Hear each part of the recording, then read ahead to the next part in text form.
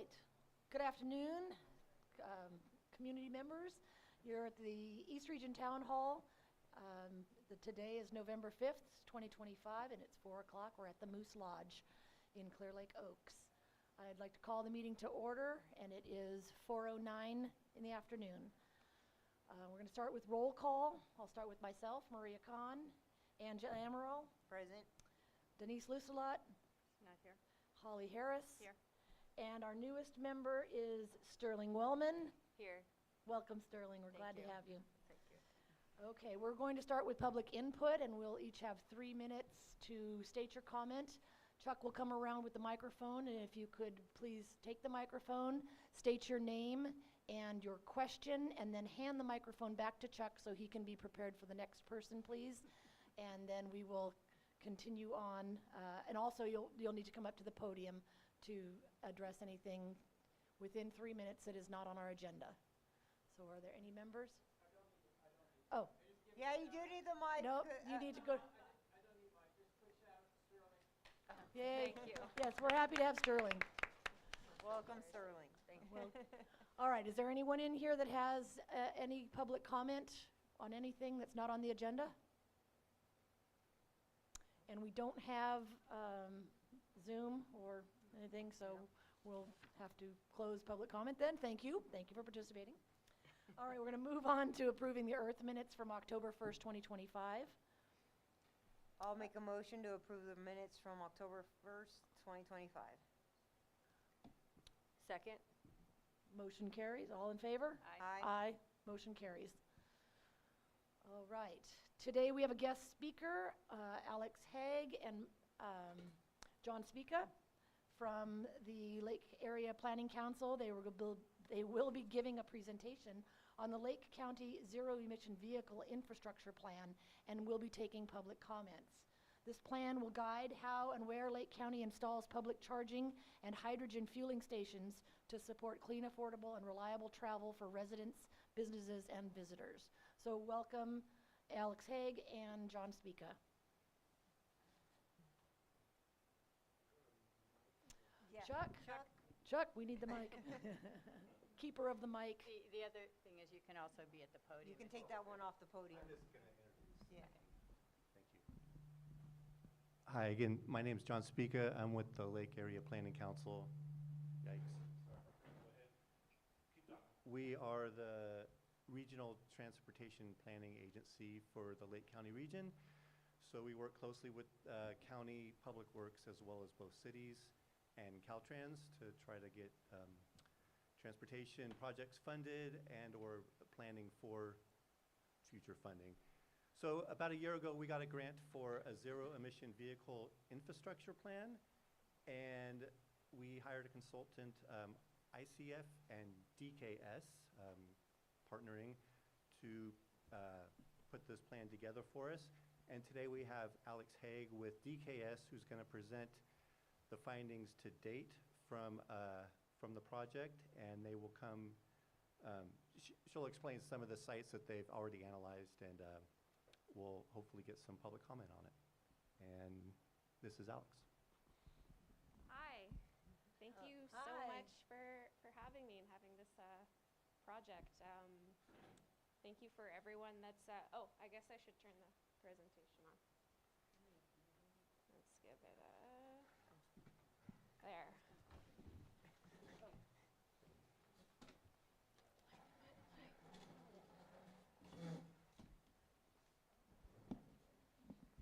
So as John said, I'm Alex Haig. I'm part of the team helping Lake APC put together their zero emission vehicle infrastructure plan this year. And, oh, that's way better. So, as I said, yeah, thanks again. I think we've had really, really good community input on this plan so far this year. A lot of it driven by groups like this. In fact, oh, yeah. Is that better? Okay. And yeah, so we've concluded the first phase of our community engagement where we were going out into the community in Lake County, kind of looking for suggested sites. And, you know, we've taken that feedback and we've also taken a little bit of analysis, and we've combined that and come up with some potential sites, and that's why I'm here today, because we have this very preliminary list, and we want to know what you think about it. And yeah, so looking forward to getting your, okay, so I think I've basically covered that already. So yeah, we're basically at the midpoint of this project. So we have our preliminary list. We're going to take your feedback. I'm going to all of the other municipal advisory councils in Lake County and getting their feedback. And hopefully by December, we've got some really good input, and then we're going to go back again and come up with another list. So do a very quick project background, give a quick overview of what we've heard so far, talk about the preliminary list of sites, and hopefully have a few minutes for Q&A at the end. So the objectives of this plan are to address challenges for EV growth in Lake County. This is a plan that's going to be for residents, it's going to be for people that work here, but it's also going to be driven by the need to support the tourism and business sectors in Lake County, because there are people that love to visit here, and they do drive electric vehicles, and they want to be able to charge them before they head back to wherever they came from. So it's a plan, it's a long-range plan for increasing EV adoption across the county, and this plan is also going to help leverage local, state, and federal funding whenever it may come available.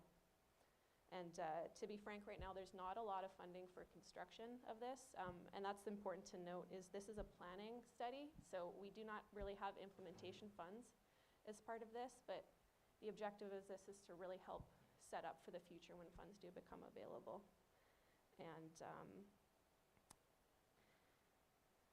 let's see.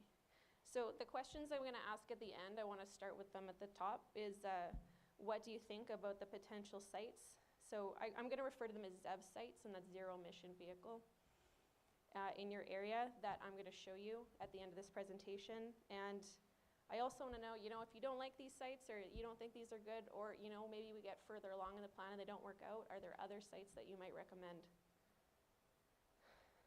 And again, so we're in the second phase of community engagement. This is where we're coming back to present the draft sites to you and everyone else in the community that we can reach.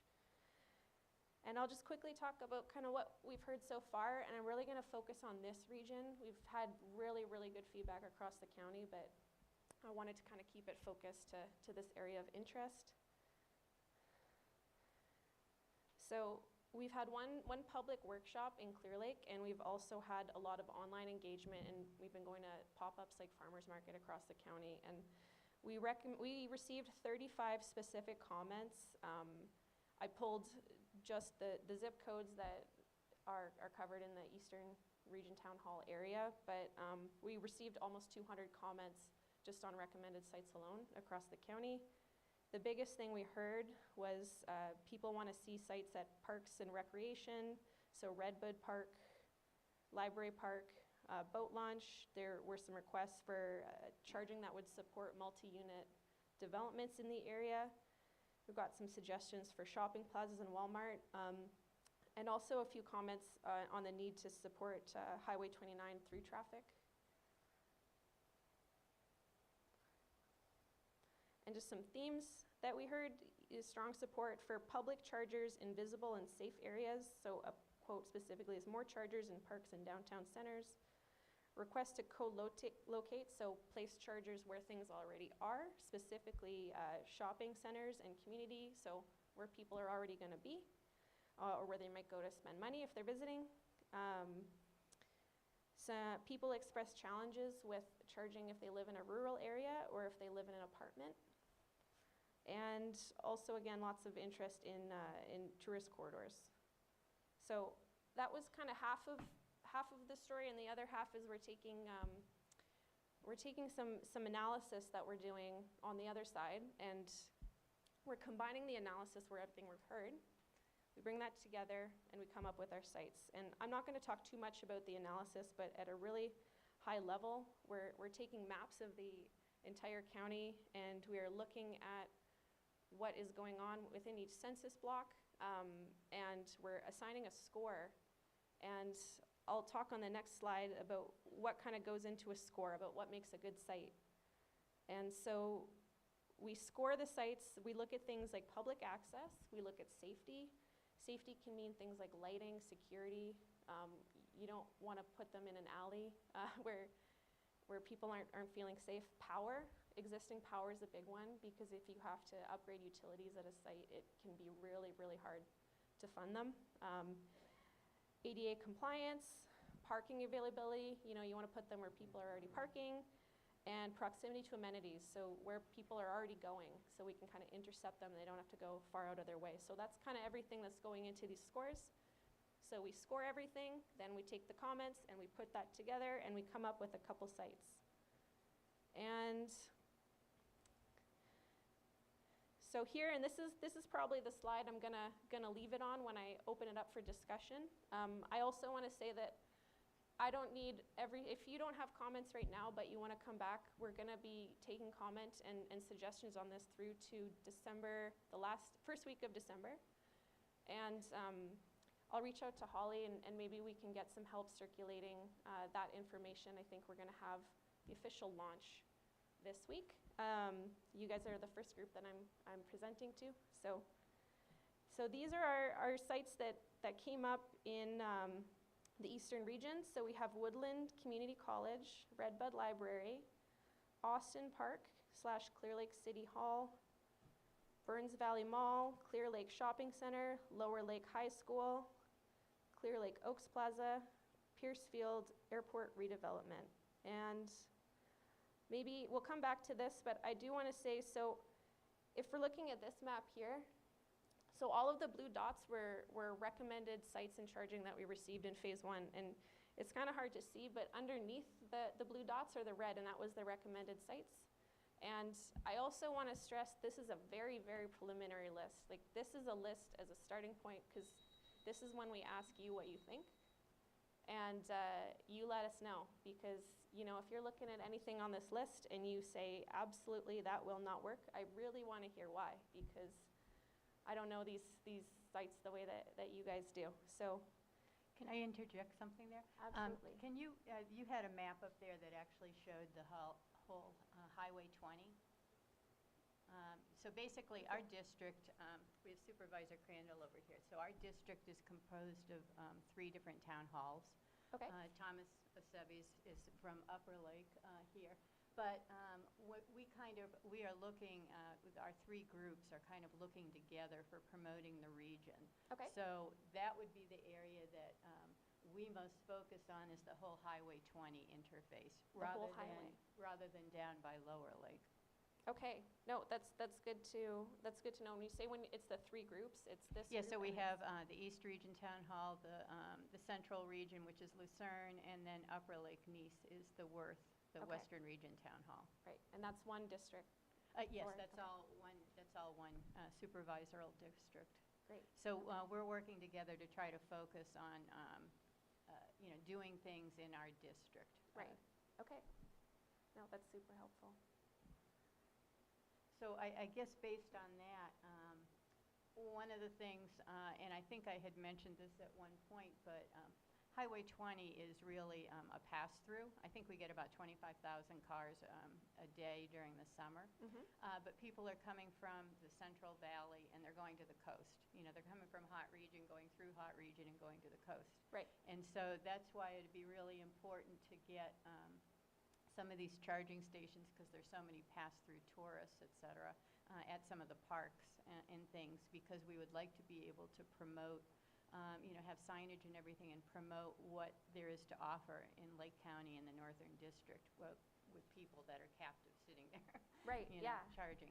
No, absolutely. And one big thing is we do have a 650-acre park. Where am I?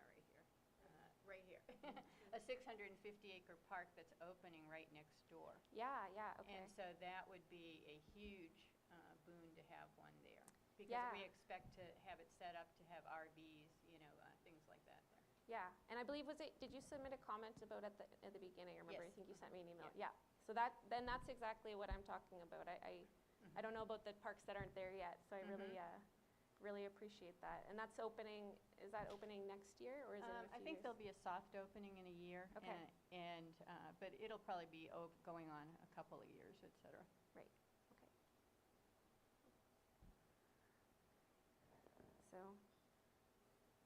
can go back to the list here. And again, I think if anyone has some immediate comment on this or wants to think about it, has some ideas, should I just hand the mic or what should I?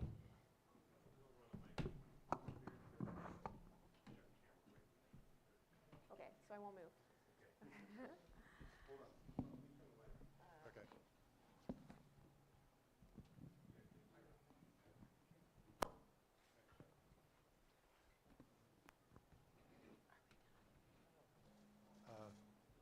Can you hear me okay? Yeah. Tom Lysick, a few things. Are the parks going to be accessible in the evening? And is the high school going to be accessible in the evening? So has it been a consideration that if you're going to drive onto these properties, are they going to be open? Or where the parking spaces are? I'm not familiar with the design of the parks or the high school, but in some municipalities, it's not accessible except like during business hours or something like that. I actually have an electric. I actually have an electric vehicle. One's a hybrid, one's all electric. As someone that charges my vehicle at home, I don't necessarily use the infrastructure that's here. But as someone that travels, and when I do and have to use the infrastructure, if I'm just any indication, and I think I am, the things I look for is a sufficient quantity of charging stations in one location so that when my app comes up, it says, there's 4 of 8 available or 5 or 10. So there needs to be enough. The 400-volt charging stations are preferred because nobody wants to wait. And I would, if the interest is for like tourism and things like that, that's a captive audience. So when I plug in, I'm going to be there in that area for 20, 30, 40 minutes maybe. So it's a really good opportunity for businesses to have something close by so that someone like myself can plug in, go get lunch or, do a little bit of window shopping or just check out the town. So if it's in a remote area or an area where, let's say, and I'm not familiar with where Woodland College is, but like Mendocino College and Lakeport, if there was things there, it's kind of in a remote area and there's nothing around it. So now I'm just stuck in the parking lot. But if it was, say, on the other side of the street, near where like the Tractor Supply is, well, now I can go get some lunch, I can do some other things. So I would ask that you can consider the demographic of people that might be using this. They tend to have a lot of disposable income, and they're more than happy to, get something to eat or buy something. I'm not familiar, but I think it is also a good idea to make sure that people that are in rental units have something that is close by. And so proximity to that where it's available 24/7. Right. Right. Yeah. Thank you. No, thank you so much. Hi, Gail Delane. I don't have an electric vehicle, but I was just wondering, for times when it's not, it's late at night, it's dark, will you typically be putting them at gas stations, or is that, it's great to have it where people can learn more about the area and participate in purchasing things, but just for those times when it's really late at night, will they be at gas stations? Is that allowed, or is that kind of conflict? That's a good.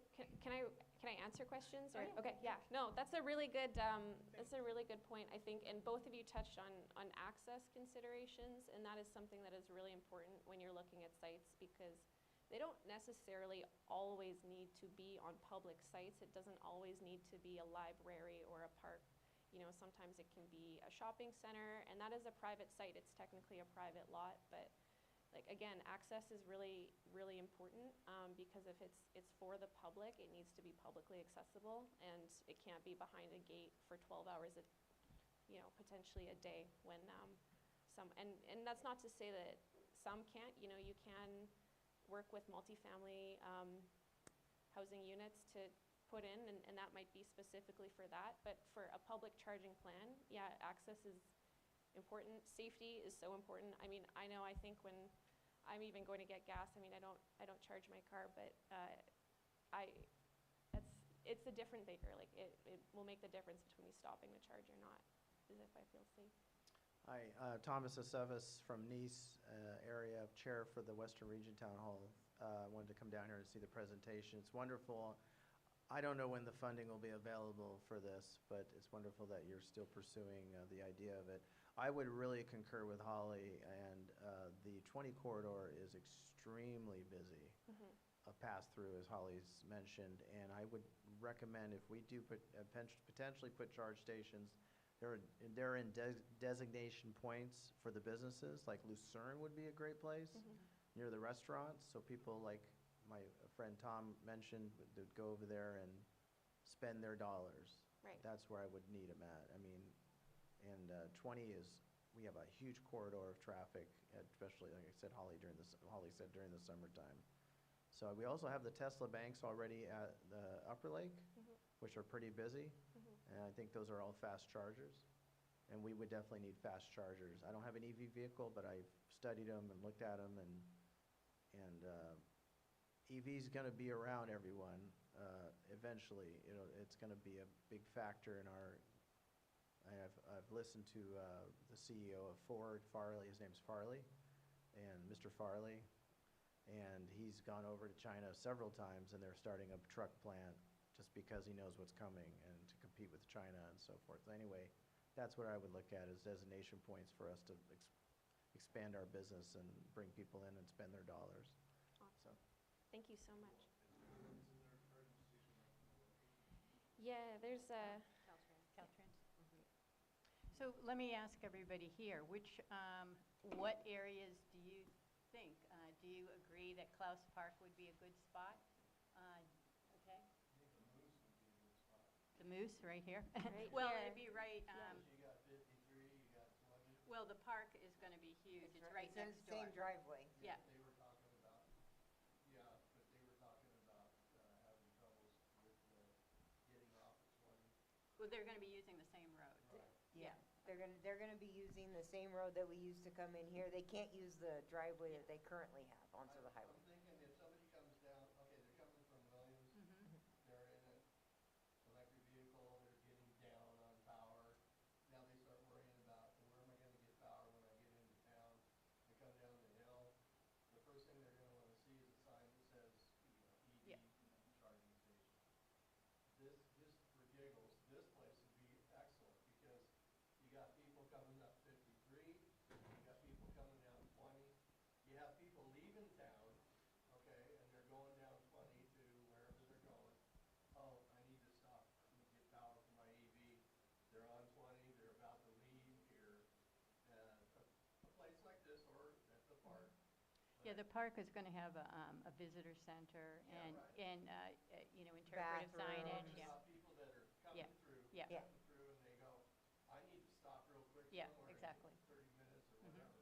They don't have time to go Right. off and go find it at a really cool restaurant or something. Mhm. But you will have that later, but the very first thing should be coming in from 101, coming in from Right. 29, Mhm. so that we're all helping them out as they do come into our county.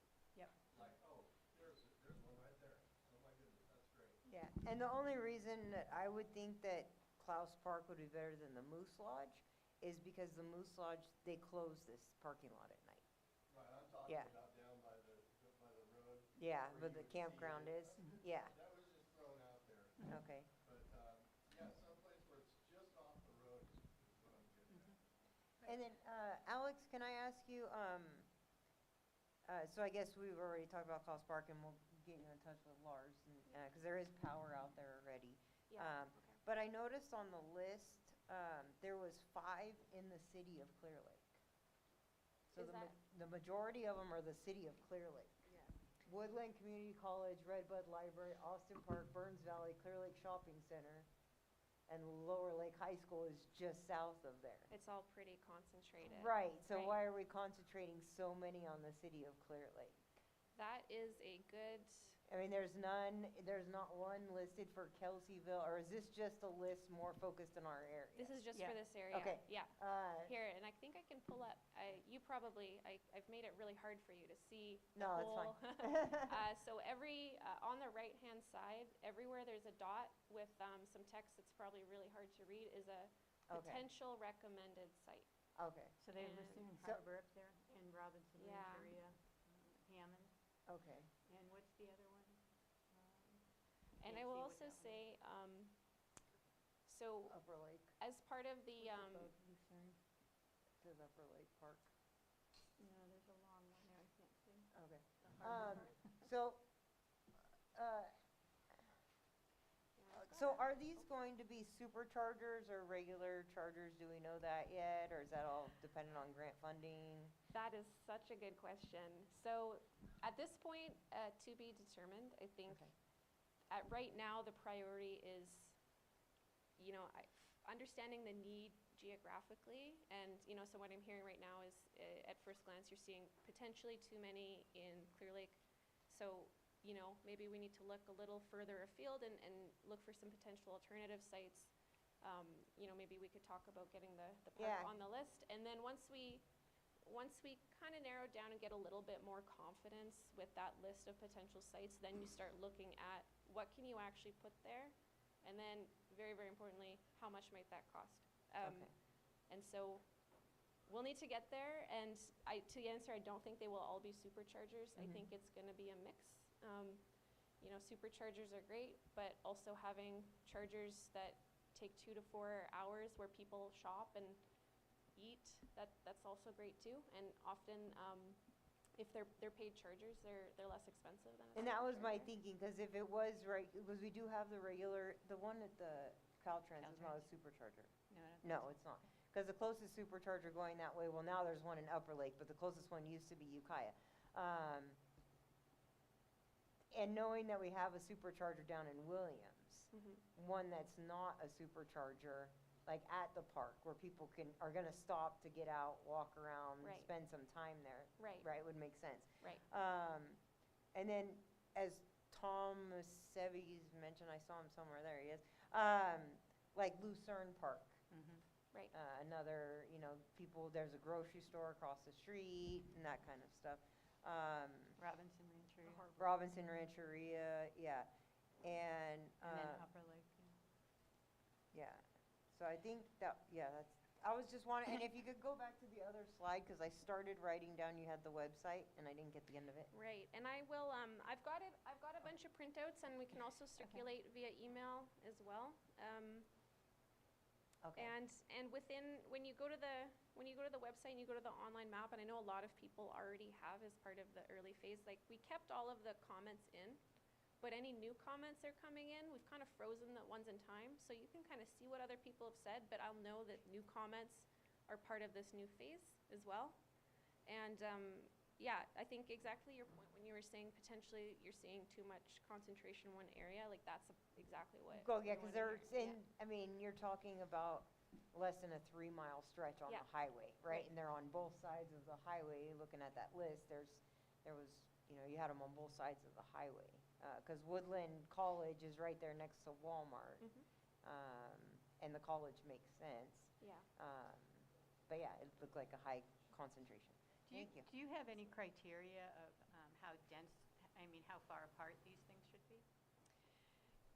At this point, it's more of an art than a science, but to be honest, I think you can come up with a list of potential sites, but the reality is there's a very good chance that 2 sites located very close to each other, one of them may not pan out. So it kind of builds that redundancy, like, oh, maybe the one on this side of the road isn't looking so good. Let's focus our efforts on the other side.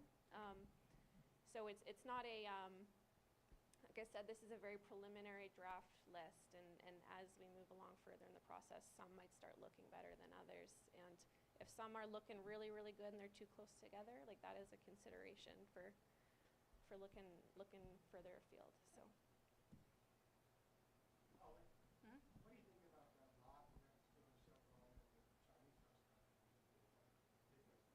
The lot next to, oh, you're talking about that's owned by the Chevron?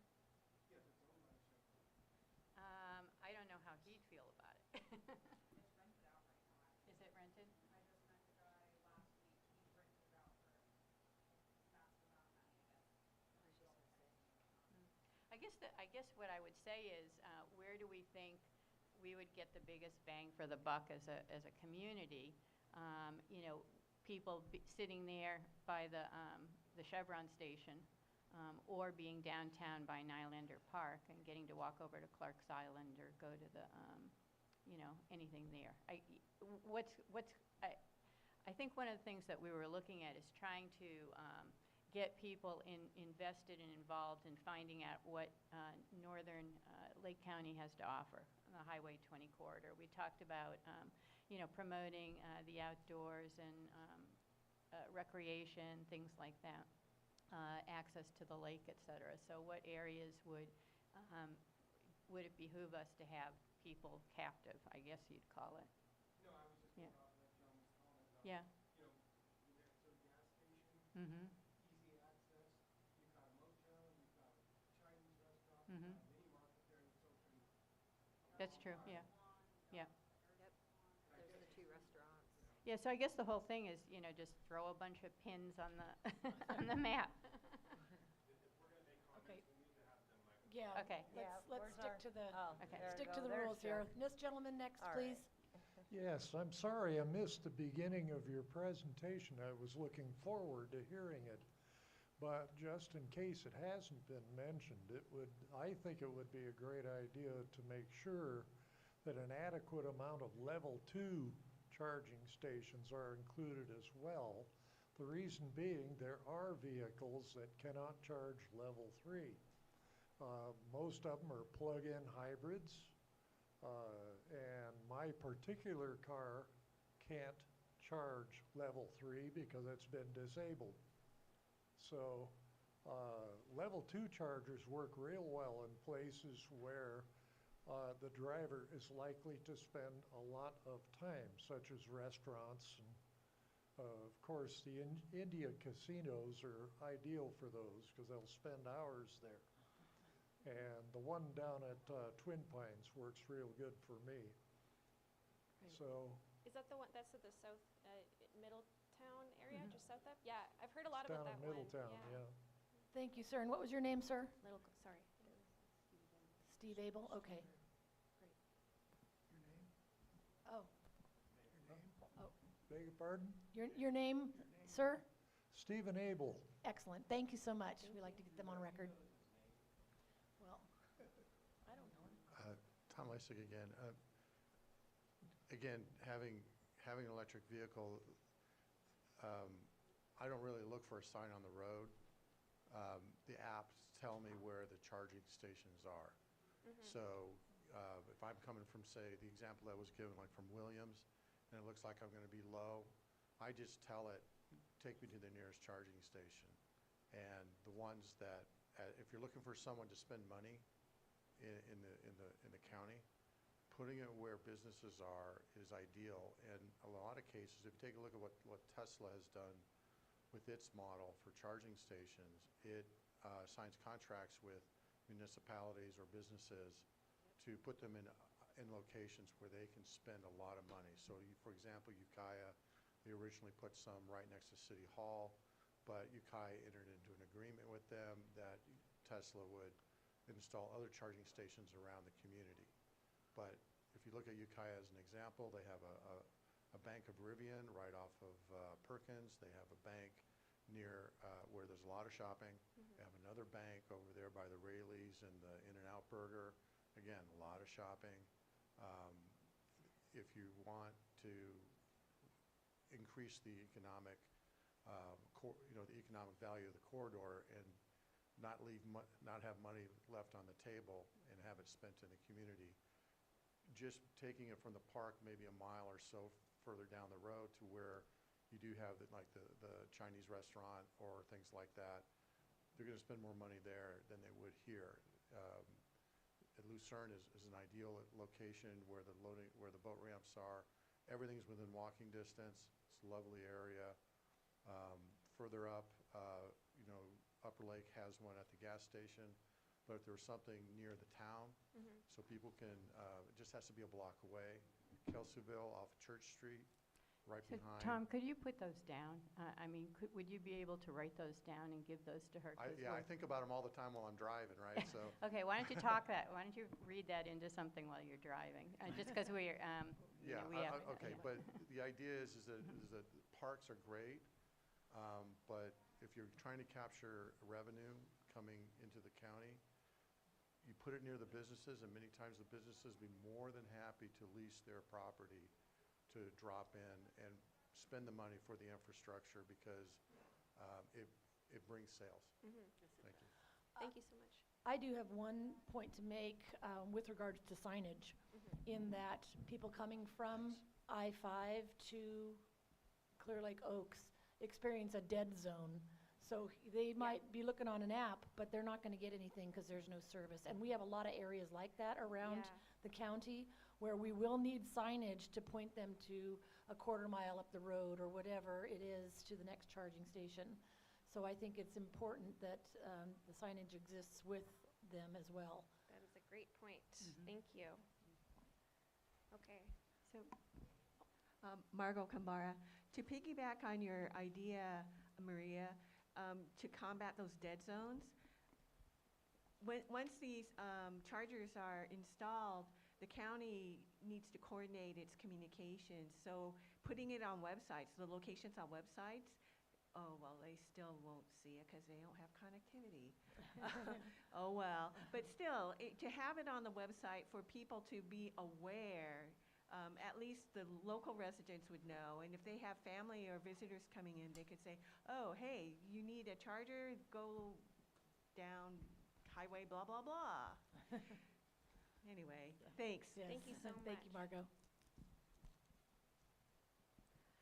All right. I feel like I've taken up more than my fair share of time. Thank you all so much. Really appreciate it. thank you, and if you can, if you could PDF us the PowerPoint too, we'll get it up on the E.R.T.H website, Perfect. you know, and ask, and with the contact information, so anybody can contact you and give you, you know, any of their suggestions. Awesome. Thank you so much. Thank you. Thank you so much.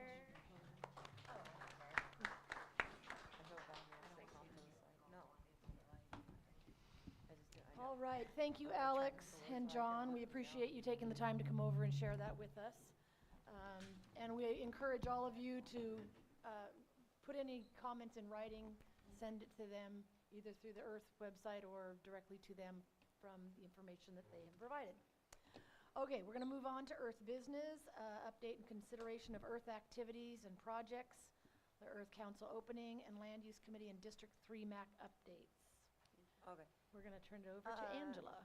So for the E.R.T.H activities, we're trying to set up a food donation drive. We need food donations for the upcoming food giveaways in Spring Valley and Clear Lake Oaks.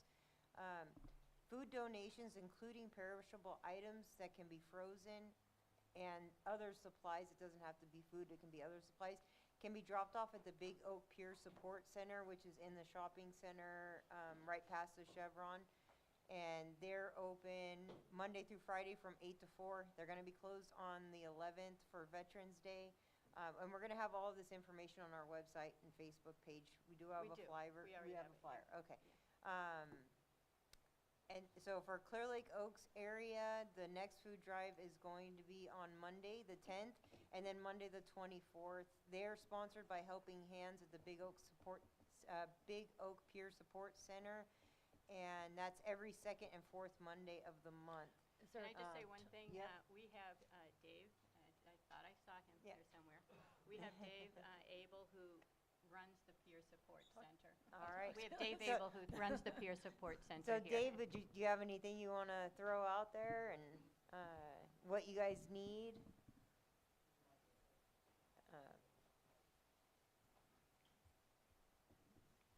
Is this live? Okay, yeah. So the Big Oak Peer Support Center is run by Lake County Behavioral Health. We basically serve mainly the unhoused population, severely mentally ill, and the addicted people that are out there struggling to get themselves shipwright, pretty much.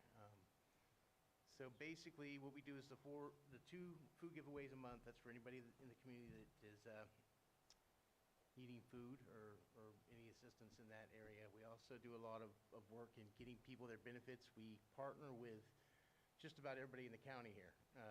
So mainly Department of Social Services comes in on a Tuesday when we also partner with Adventist Health.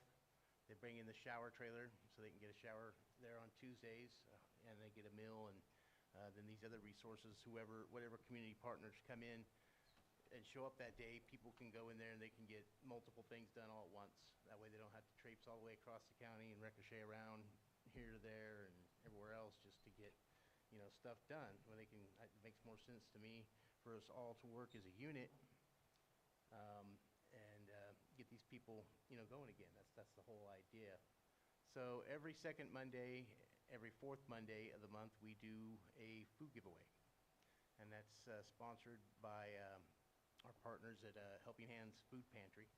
We just recently did a yard sale for them and raised about $1,000 almost to donate to them so they can maybe get some better food for the Thanksgiving holiday. Now, we didn't anticipate all this government shutdown stuff at the time, but I guess it's going to come in pretty handy. So I So- promised Dave that we were going to try to fundraise and get him, what was it, 6 turkeys and 3 ham? Yeah, we also do the dinner every Thanksgiving. Mhm. So, and we cook that ourselves. And Dave this- is looking for a spot where maybe a commercial kitchen where he would be able to That would be cook it. that'd be very helpful, seeing as how I can only cook so many at a time at home, so. So anybody have any thoughts on it or any pull, let us know. Yeah, Dave, we could what, really use a kitchen. what are the hours of the food distributions on the Monday, the 10th and the 24th? Typically, it's from about 9:30 to 10 o'clock whenever the driver gets there, when we get the food out, and then it'll go until the food's gone. Oh. A lot of times it's gone, though, within about 2-3 hours. Okay. I think you said you often have especially- about 100 people? We've had in between 85 to 125. Yeah. And average about 100. Okay. We Now, we serve about 450 people per food giveaway here right in this area. would pet food also be They one did of the that things? today. Now, Oh, that's we a did different, pet- that's a different event tomorrow. That's a different event? Oh. Tomorrow. Oh, okay. So tomorrow, we'll be having the pet food giveaway, and that is our community partners over there at Clear Lake Animal Association. Great. Charmaine graciously called me up yesterday and said, hey, look, we got an extra shipment of stuff and we want to do one there. So we put it together real quick. We're going to have that tomorrow from 11 until supplies are gone once again. She's going to be bringing in animal food for dogs and cats, I believe, cats too. Leashes, flea and tick medications and stuff like that. So shampoos, different things that an animal can use. So it's all animal care. And that's for anybody that wants to come to it. And that starts at 11 tomorrow. Okay. So Dave, what size turkeys and ham are you looking for that we're going to try to get donated? Well, let's see, that would, the larger turkeys are the better. I like to cook the bigger ones. Yeah. Well, when they say in bigger, between what size is that? 24 to 30 pounds. Okay.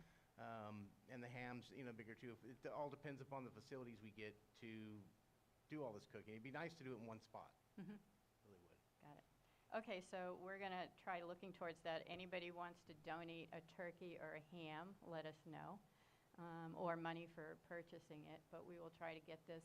I think you said that you also feed about 80 to 120 people for this dinner? Oh, yeah.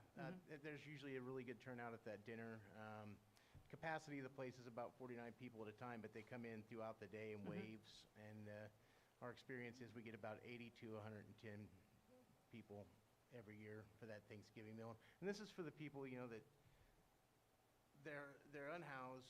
They don't really have family to be around. This gives them the community. This gives them, some community with people to be around during the holidays where they don't otherwise wouldn't have that. Right. So it's always a very, very popular event. Thank you. Thank you. Great. Thank Any you. other questions?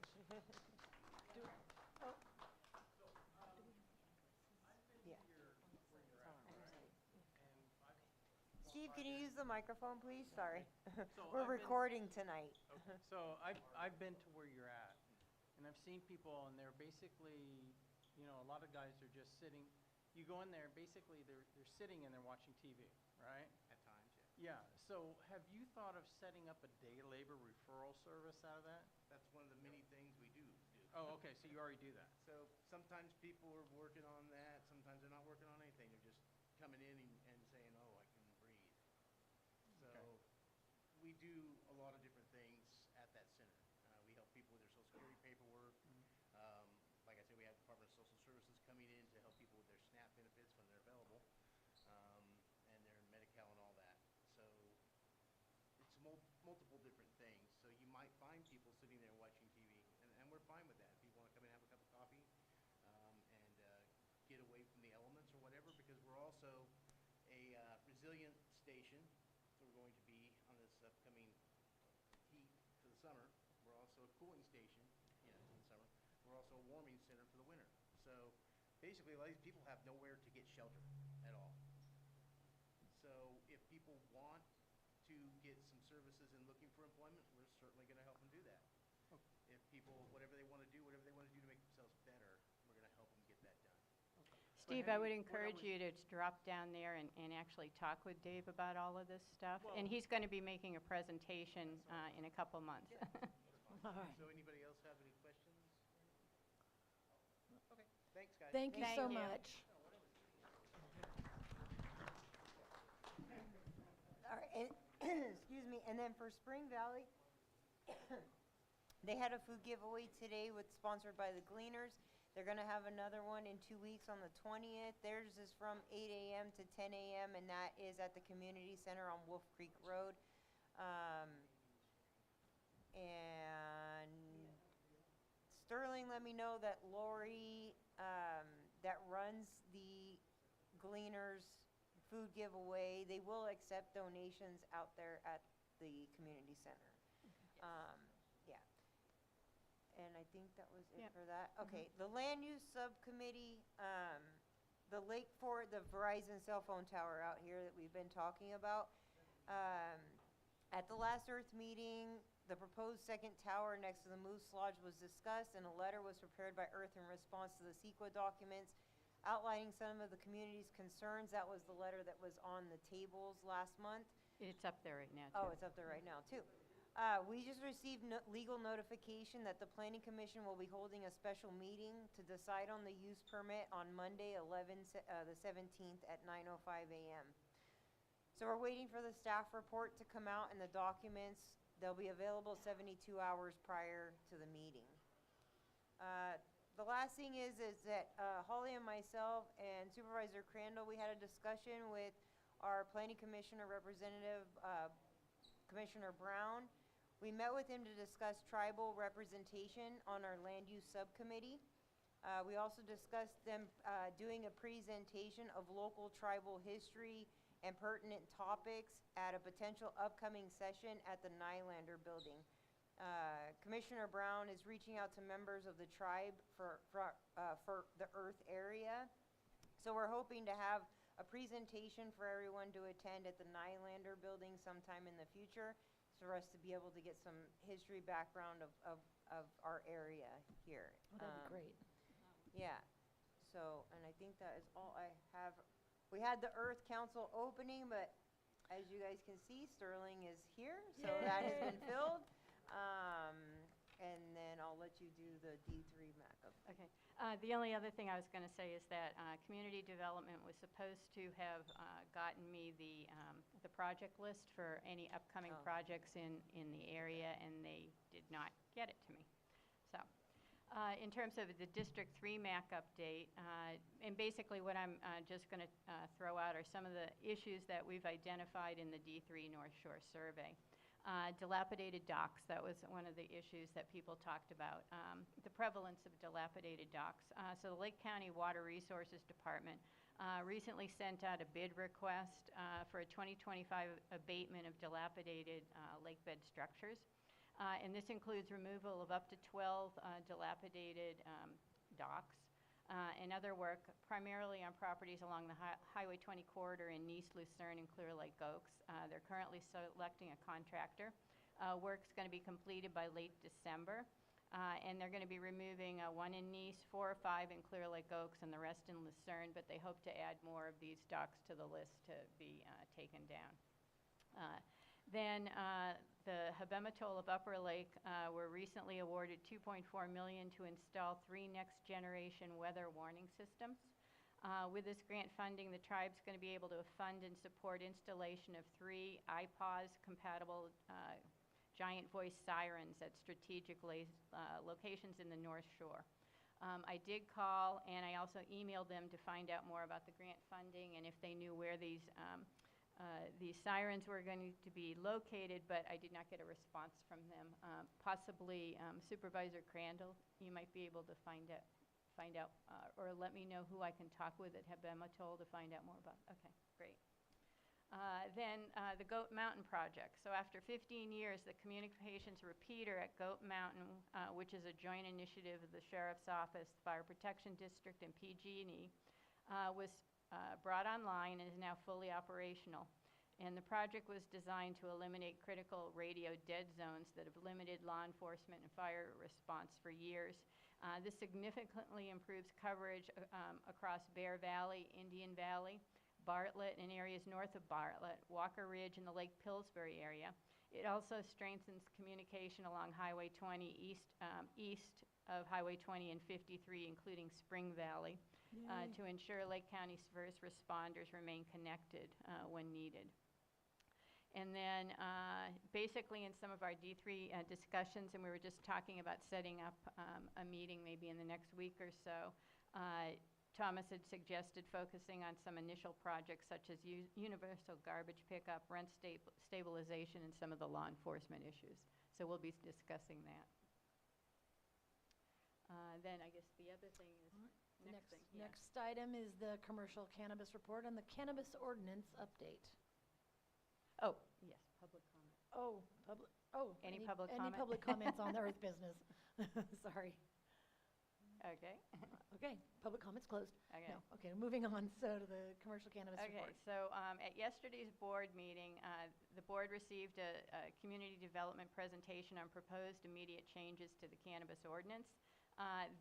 Some of the things this will include are a tiered approach to setbacks from off-site residences to combat odor, potential cap on project sizes, background clearances for permits, inclusion of Clear Lake into the exclusion zone of 1,000-foot setback, opt-out programs not allowed for consecutive years, voluntary removal from the permit, expiration of the permit after 2 years of inactivity, setbacks from water courses, removal of cannabis dispensaries from C2 zoning, which right now is a use by right, and changing it to a use permit. The final has been scheduled to be reviewed by the Planning Commission next Thursday, with allegedly the board reviewing the final on the 18th, if they can get this completed in time. Community development has also requested preparation of a programmatic EIR for odor and water usage, which they'll be bringing back to the board. Initial estimates were $250,000. They were proposing to use PlaceWorks, which is the firm updating the general and local area plans, but it may be going out for proposals. Yeah. Oh, good, I missed that, thank you. Yes, odor and water. And then the board also considered a request by the tax collector regarding the expiration of cannabis tax cuts, which would have occurred in December. Right now, they have a 50% tax cut, which would have expired. The majority of the board, though not Supervisor Crandall, indicated they would like to temporarily extend it another year. So Patrick Sullivan will be bringing an ordinance on the cannabis taxes back to the board on the 18th of this month. And then the Poverty Flats cannabis project on High Valley Road, which is under appeal, was rescheduled to December 9th at 1:30 p.m. Any questions on that? Okay. Oh.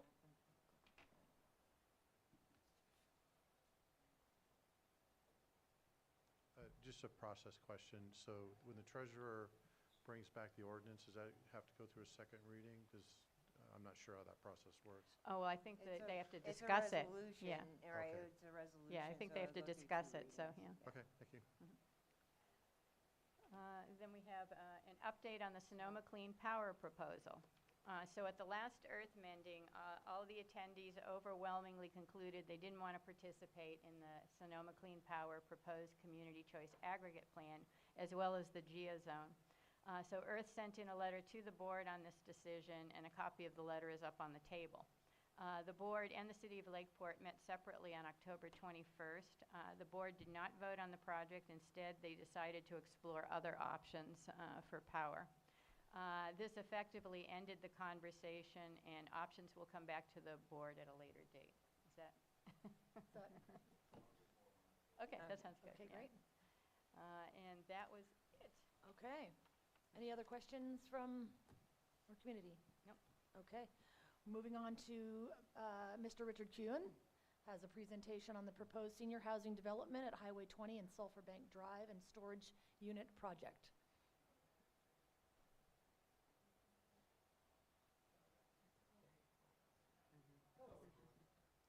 Hello. A lot of familiar faces, but if you don't know me, I'm Richard Kewen. I live here in the Oaks. Here, hand him your microphone, pull it out of the holder. Richard, we're gonna hand you a microphone. It's because we're recording, for people to watch later. So, can everyone hear me? Okay. So the first one I'd like to talk about, this is a low-income senior project to be proposed on a parcel at the corner of Highway 20 and Sulphur Bank Drive here in the Oaks. This project, if you had a chance to look at this, I know I've sent it out to Holly to put on the internet. It goes back to 2016.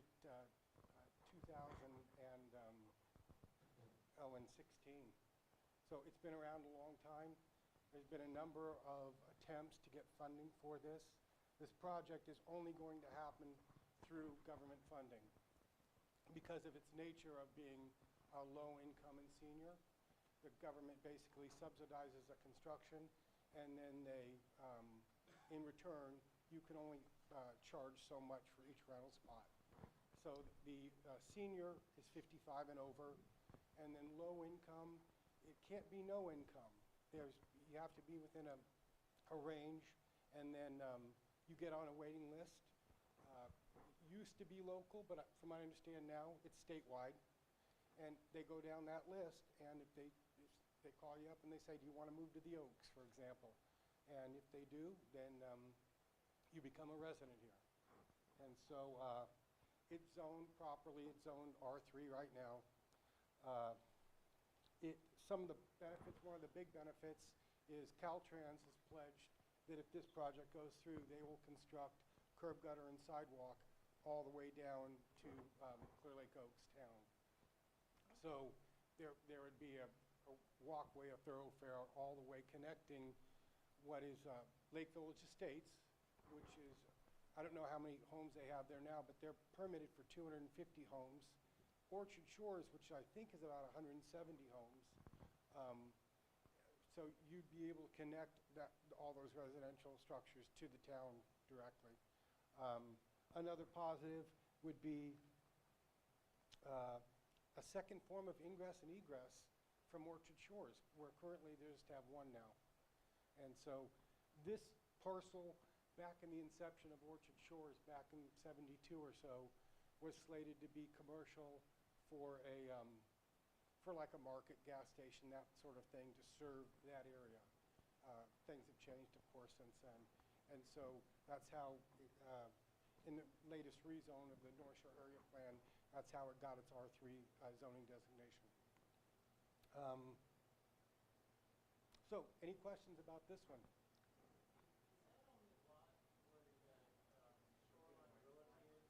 No. This is at the corner of Sulphur Bank Drive and Highway 20. Where it says hay for sale? It says hay for sale on the... Yeah. Right across the street from Lake Village Estates. Yep. Yeah.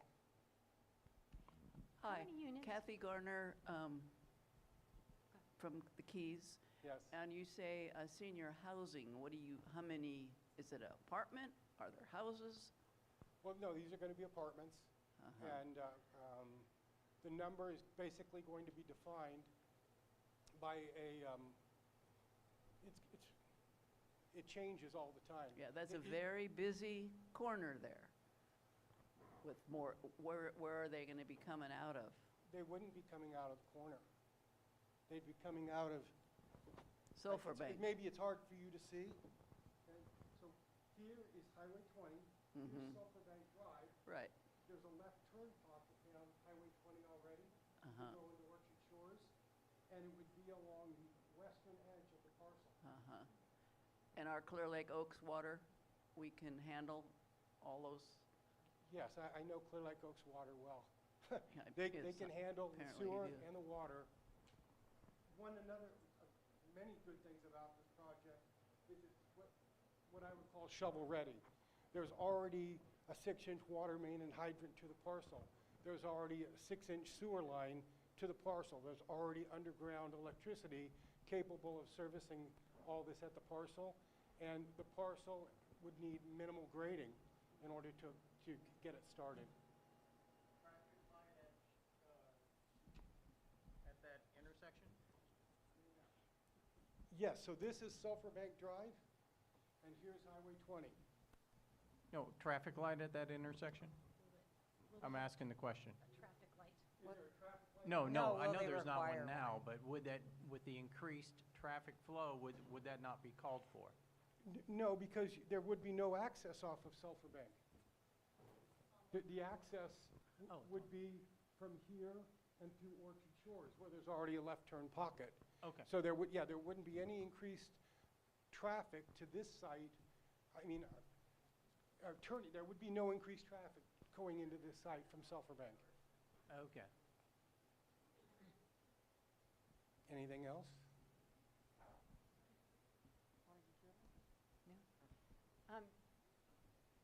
No, actually, yeah, I was wondering how many apartments, but you said said that's it, defined, yeah. yeah. Yeah, that Yeah. gets defined by the funding source. So what are your next plans? Are you going to bring this to the community development to talk to them, or?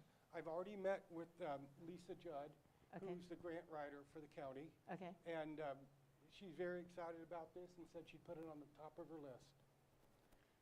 Now, are these going to be a single level, or will these be Initially, multiple floors? initially, it was slated to be single level because it was for elderly folks. Right? But that program has kind of changed now. Oh. And so the funding groups, they want to increase density, higher density, and so they're going a minimum of 2-story with an elevator. So that's what I would guess that's going to be.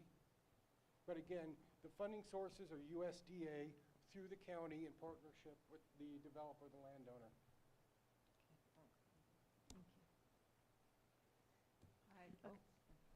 I was.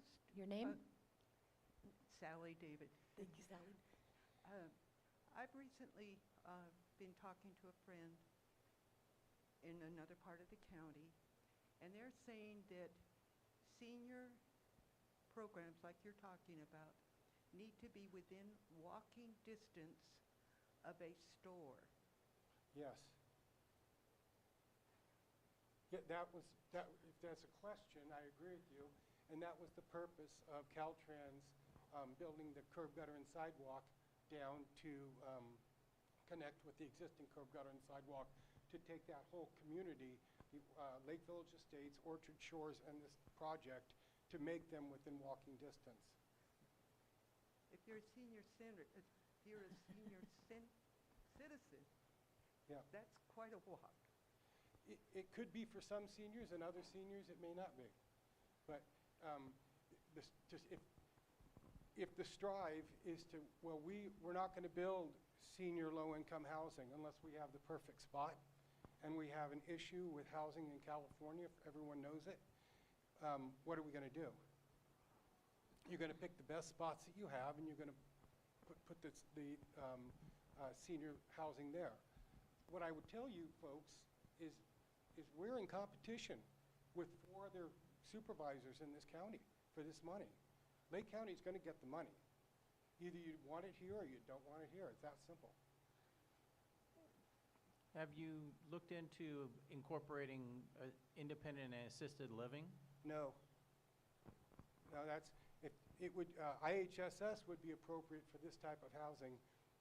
But no, when you start going into assisted living, that's a completely different, it's a different funding source. It's a different set of requirements as what you need to do there. So this I would not be proposing this for mental health services or assisted living. But as you know, people seniors have in-home support service staff, and that's the type of assisted living that would be probably appropriate for this spot. It would be very much akin to the Eschaton facility on Lake Street and 20.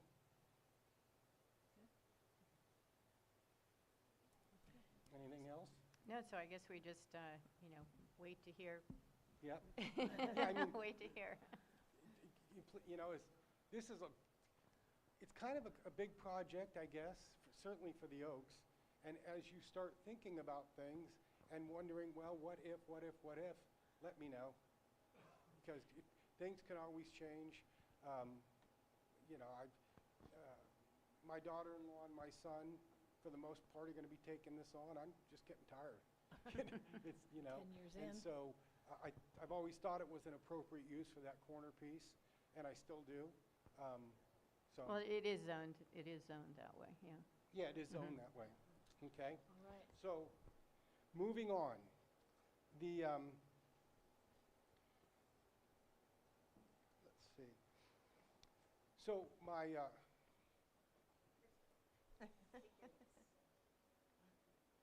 okay. So, my daughter-in-law Shelby made a presentation a few months ago. I wasn't able to attend, but it was regarding a mini storage project that I had proposed next to the motel here in town.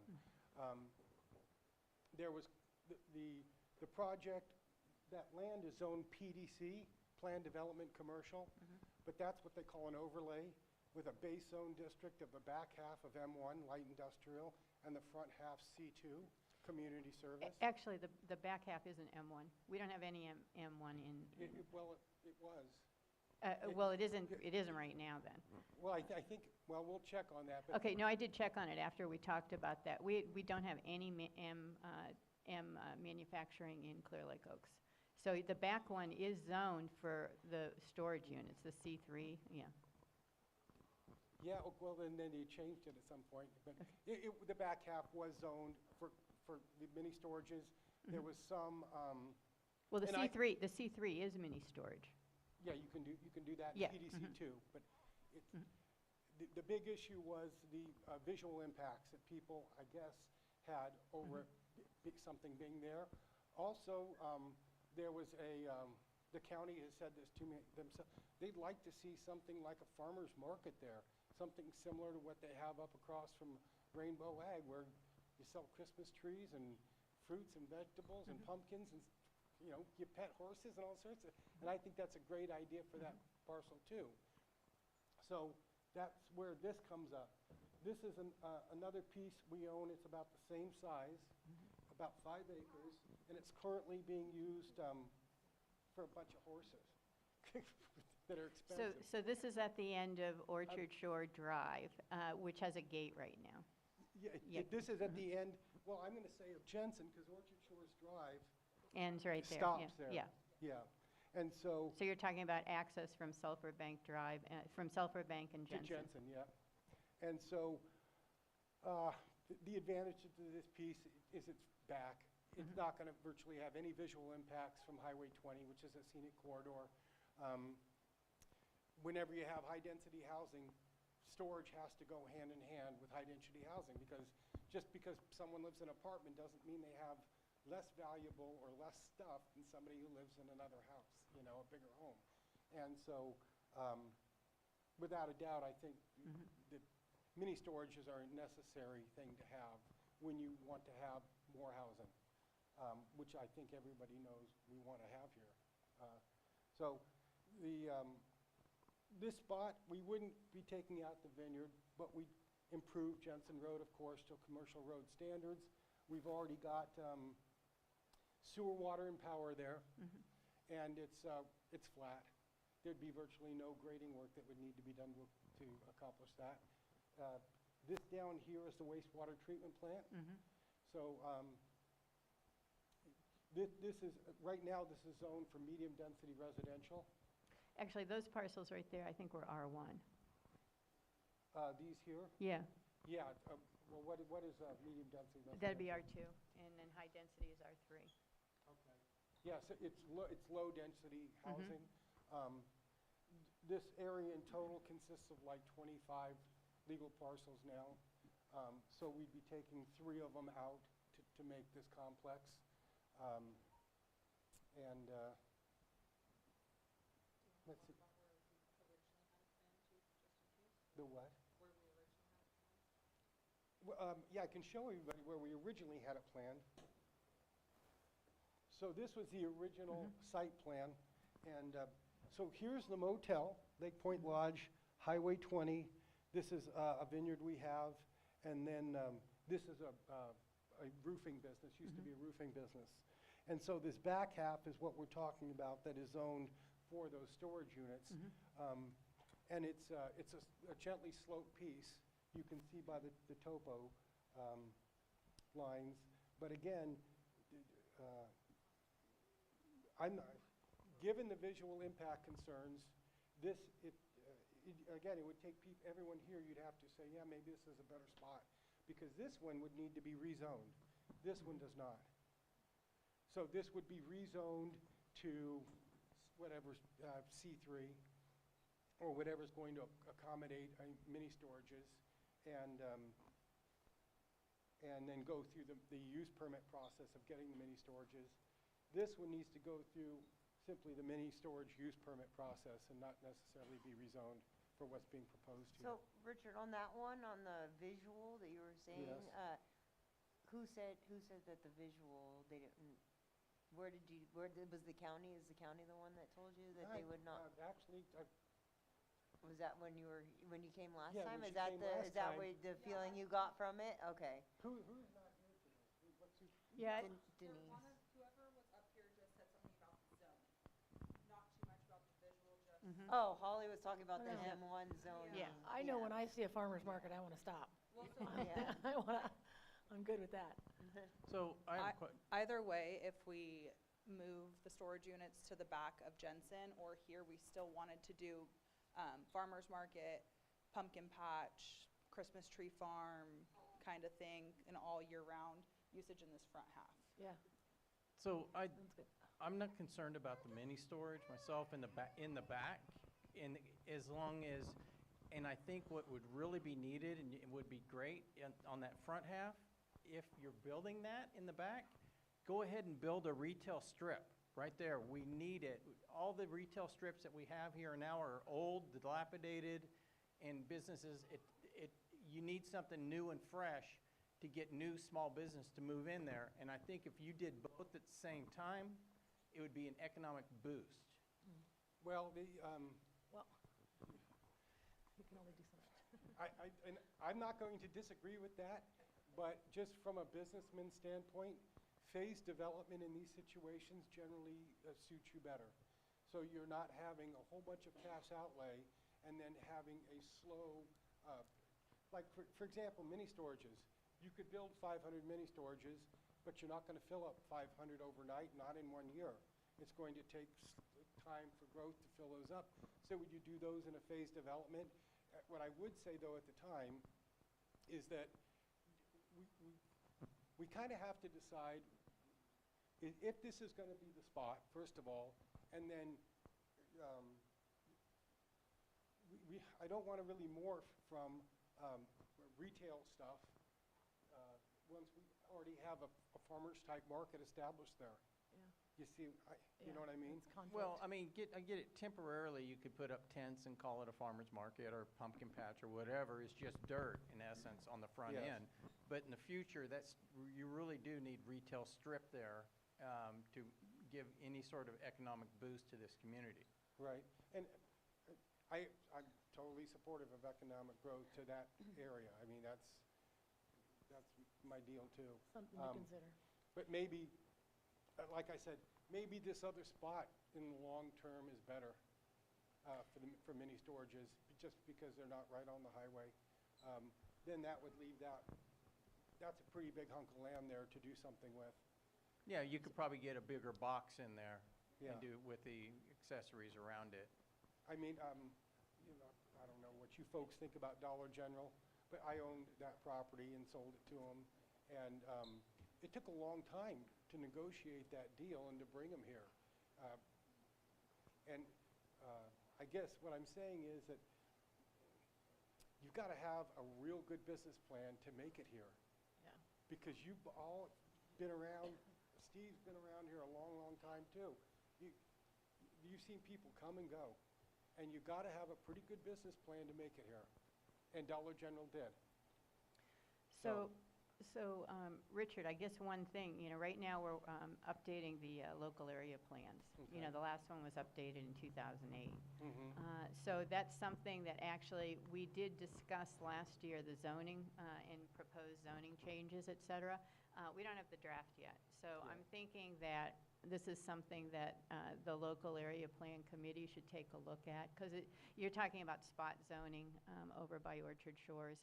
I don't know how they feel about that, CDD. What would the spot zoning be?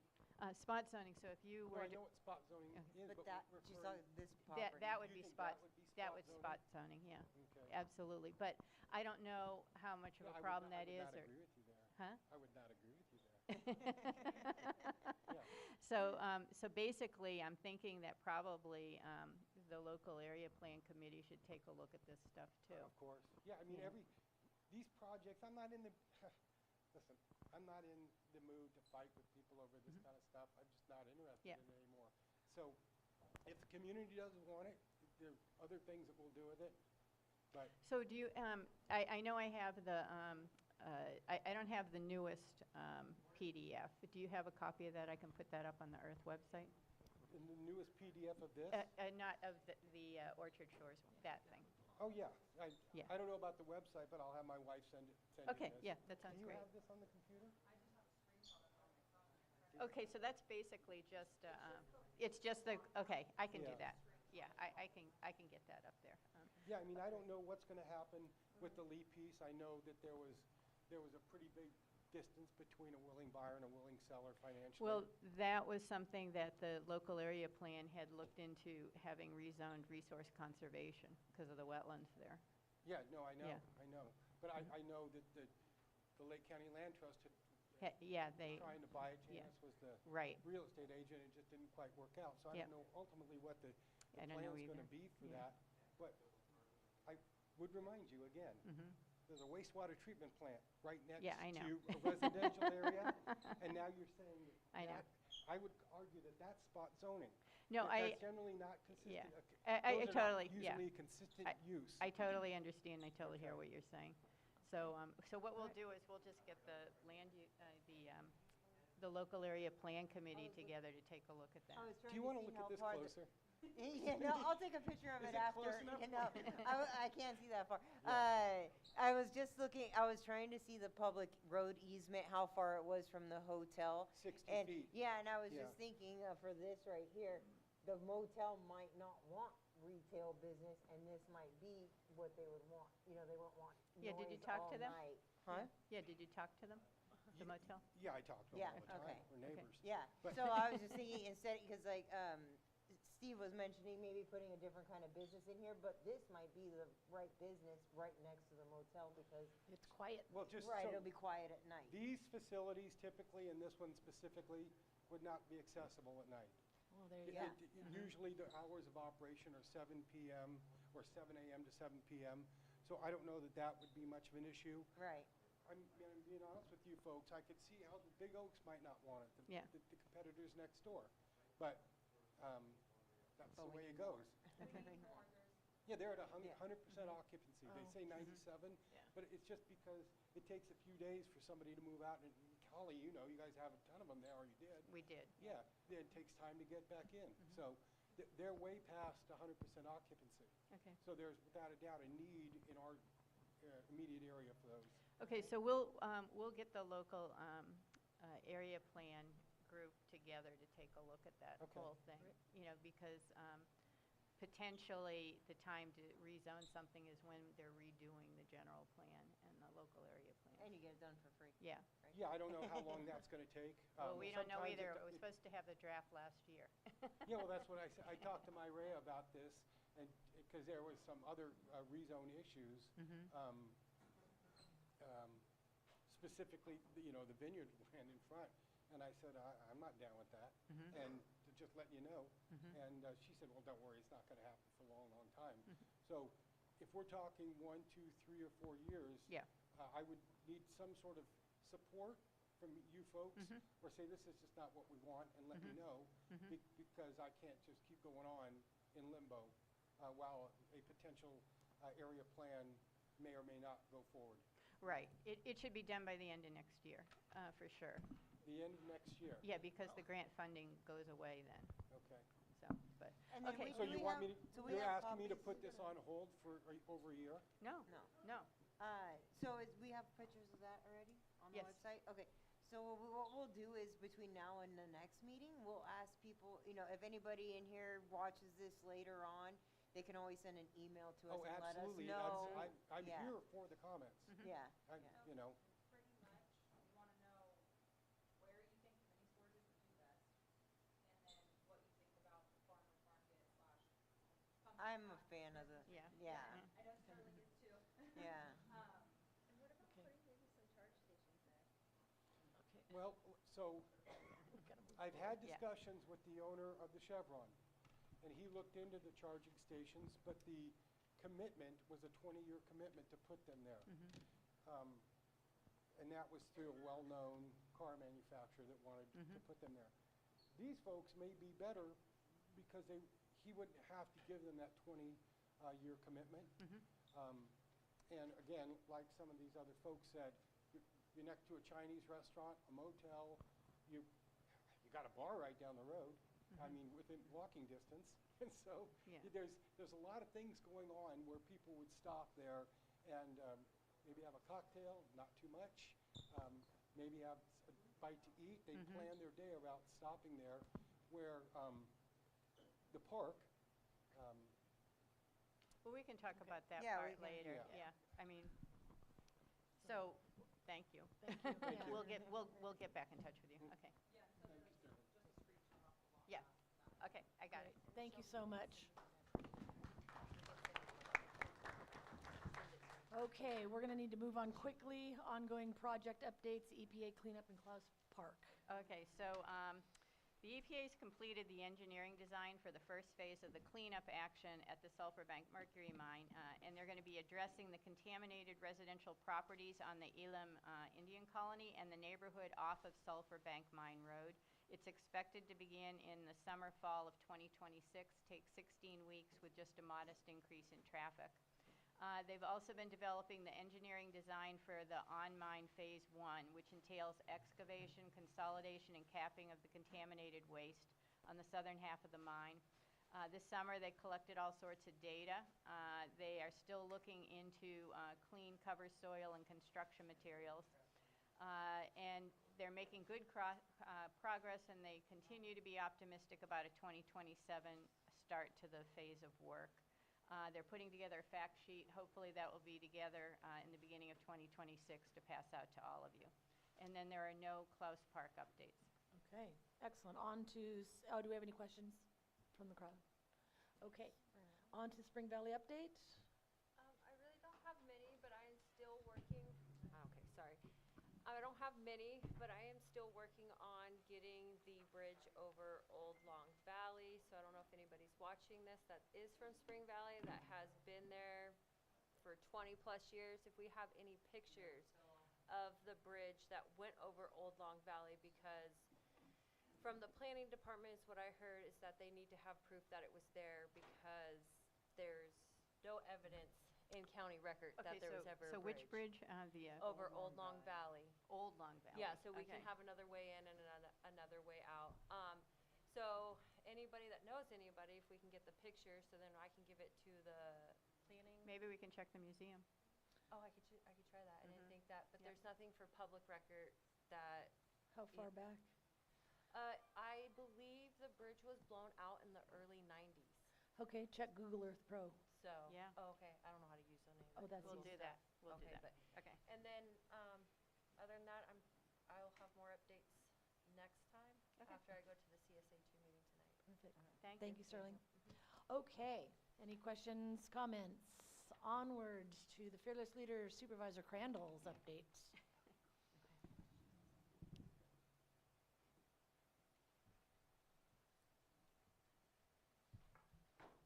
And just real real quick. You mentioned the bridge, and we've got Lars now that he's the interim he's been looking into. Because I reminded him that, you know, for the past couple of directors, we've been pushing for that, you know. Even when I came on as a supervisor, that was a big deal. So yeah, that would be helpful to have some sort of proof and show that that's in place. Let's see, Sonoma Clean Power, you mentioned Sonoma Clean Power, and I was wondering now why I was going to elaborate on that. But it's, in essence, yes, I'll follow up with something, guys. I know that they came out in the media saying that, I guess their frustrations with dealing with us, and one of them was stating that they had their tribal liaison reach out to me, well, they said the chair, or, yeah, they have a tribal liaison apparently, well, that I connected them with our tribal liaison who has all the contacts for the tribe. So I'm not sure what their whole point is with that. They didn't lead into having a tribal liaison until later in the game, when I think I was sent some information, thank you, Angela, about them even meeting and talking about going into that venture. So just a lot of different things when you have a lot of different things being said in different areas, and it's not as transparent as we want to. It's kind of a good thing that we stalled it out a year. So that's where we're at with that, and I know that as well each town council, CERT didn't, but they had a struggle trying to meet in the past couple of months, and here they do have a new person, so they'll probably be a little more steady. But I'm pretty sure CERT felt the same way, but we haven't really got a lot of input on that end. Let's see, so we lost our chief public defender. If you don't know, we have a public defender's office under the county. He went to Monterey, so yesterday we spent some time interviewing current public defenders that work in the office, and then we interviewed another candidate that we pulled from the county council's office to do that until we can find somebody to fill the position. Now, I was talking about this earlier.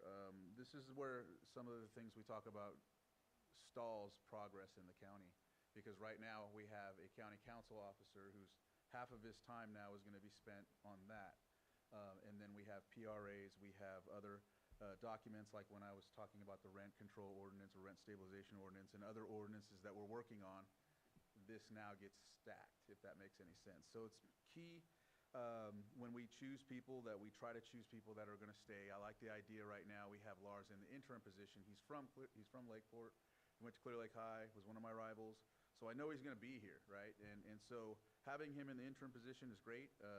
We did have a meeting. I don't know if you're following the meetings recently, but we put together an ad hoc group to look at possibly combining departments. And it's not the similar type of combination that we're doing like when we had Public Works and Water Resources and Community Development. That's how we did it one time, right?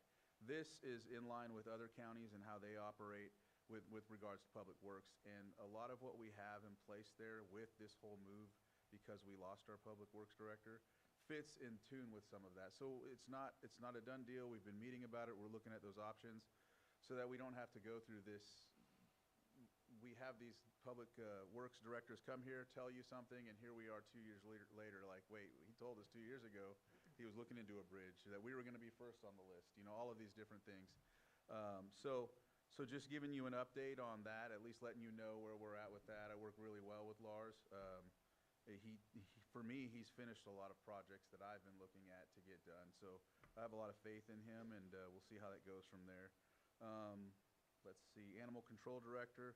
We interviewed somebody yesterday. As you know, we're trying to make sure we get somebody that'll stay as well. The last guy actually did a lot of good work putting some policies together and trying to get some other mechanisms in place to help with spay, neutering, all of those different things. But right now we did an interview, and we'll see how that goes from there. I was just telling Gail that the rent stabilization ad hoc, I have an email out waiting for dates to confirm. Maria was out on vacation, and Rachel had surgery on her shoulder or something like that, so we've kind of been having a hard time landing a date, but want to meet with, what's that? Oh, sorry. So that's been what's stalling that, but we'll see how we get this meeting coming here in the near future, because just waiting for 2 more people to respond. That's it. You know, I just wanted to say, actually, I want to start it out with this, but the mini storage, I wanted to say that, that I went to Nice, and there's one I had in Clear Lake Oaks here, the Big Oak storage, and they were always full. So it's a good thing that you're doing this, and I remember talking with you about it, and I'm glad, and I want to say thank you for coming to the town hall, because what happens is people just build things, and the town halls don't know about it, they don't have input. This shows a lot of transparency, and it's really helpful that you showed us what you have going. Just want to say thank you, and for taking, you know, I think I talked to your daughter, stepdaughter, or your daughter-in-law. Yeah, and just let her know, like, that would be the best bet, you know, because we have to ensure that people know about it. And again, in Nice, I had a storage for like a month, and as soon as I was ready to let it go, he's like, "Can you hurry and clean it out? Because we got another person coming in." So I think 100, or you said 100 of them? Is that?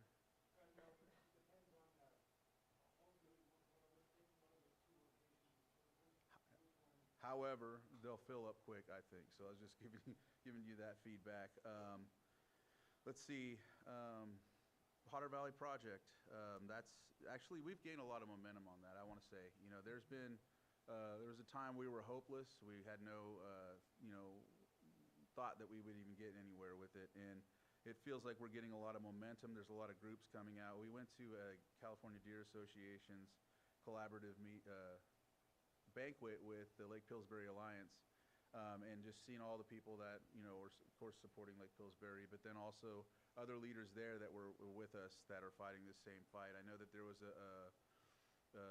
was it resolution that they put forward over in Mendocino County that failed, but we still have two of those supervisors were there, so we had good talks with them about what they were dealing with. And so there's the group from Potter Valley that's been meeting with myself. I don't know if we go into too much detail, but Angela had got us in touch with some folks. I also had a meeting with a group out of Yuba, and they have a infrastructure that provides water that when they work with PG&E to do the same thing. So we're looking at other options in case we get, you know, the Hail Mary gets caught in the end zone, and maybe the federal administration wants to help us or something like that. But we're doing everything we can to make sure, at least when the ball's thrown our way, we catch it.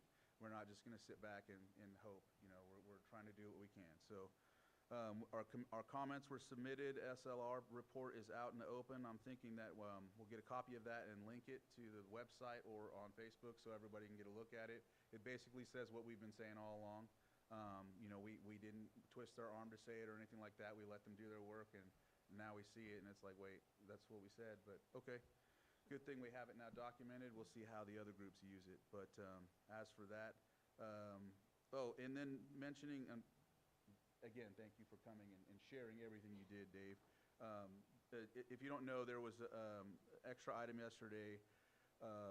Supervisor Rasmussen and Supervisor Pyska had come together to put together a funding to provide for hunger relief, you know, due to this whole situation with SNAP and CalFresh. And they looked at basically $40,000 per week, so a total of $80,000 to at least kind of help with some of the facilities for food and whatnot to help with the situation.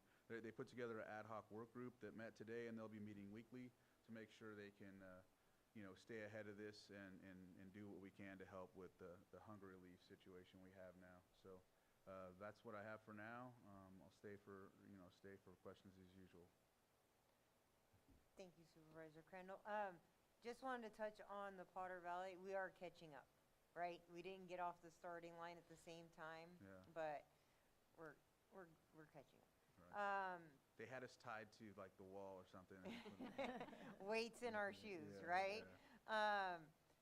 The funding for the hunger relief, I think, is a great idea.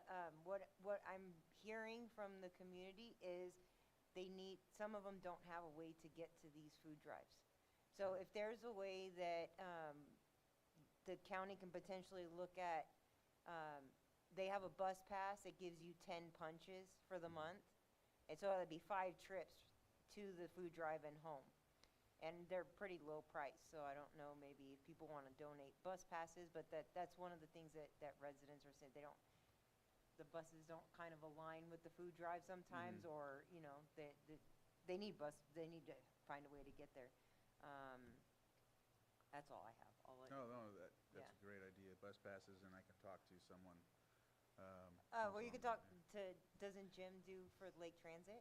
Yeah. Yeah, so maybe we can set something up with the Lake Links, or, Yeah. or they do a once a week, just one bus, and, I don't know. They do those, so that's why I was thinking, I Yeah. think Bruno and, I don't know if Brad's on the LPA or something like that, it Oh. works with Lake Transit, I think that's who's on, yeah, so I'll talk to him about it, he'll be glad to All right. step to the rescue. No, thank you. Great. All right, thanks. Okay, thank you very much, Supervisor Crandall. All right, do we have any new business? Moving on to new business. No. No new business. Old business. Any announcements? The only announcement I was going to say, I don't know if anybody noticed it, but the waste, who is it? East Lake Waste Management or whatever it is, they just announced that you can now put all your food scraps in the green bin. So if you don't know about that. Okay. All right, and our next Earth meeting is going to be Wednesday, December 3rd, 2025, here at the Moose Lodge, starting at 4 o'clock. The guest speaker is going to be Marcus Beltramo of Code Enforcement. Oh, so good. So if you have any specific issues or things that you want to find out or get done, if you would email us to the Earth website in the next week, I'm going to make a whole list of things that we need to ask him about. Oh, good. You come and you talk to him. That sounds great. Okay, so we will see you all next month on the 3rd of December at 4 o'clock. Thank you so much for joining us today. You are the reason that we are here. Have a good night, and we are adjourning our meeting at 5:45 p.m.